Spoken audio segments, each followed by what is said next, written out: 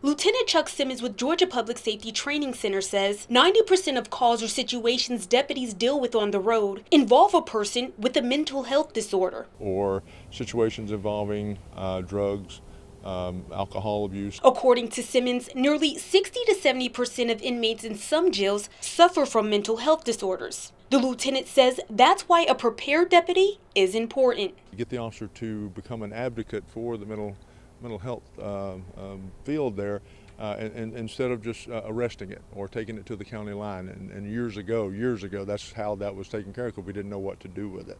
The Washington County Sheriff's Office training came after a judge granted immunity to 3 deputies charged in the tasing death of Erie Martin, an unarmed, mentally ill man, in 2017.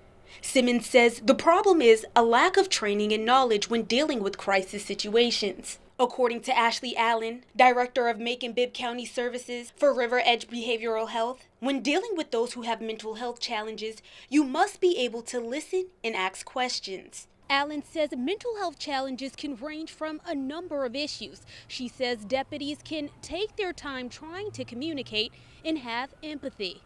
They're either hearing things or seeing things that aren't really there. Their thought process could just be very disorganized. They also could be experiencing some degree of paranoia. Deputy Robert Butler says the week-long training taught him to push communication and verbal cues. Butler says he and other deputies went to places like Oconee Center for Behavioral Health for real-life experiences, scenarios, and a better understanding. And introduce ourselves. Try to calm the person down. What we are trying to get away from is incarcerating someone when a crime hasn't taken place. Simmons says this training has been around since 2006. He says hopefully all deputies in Middle Georgia will take the class.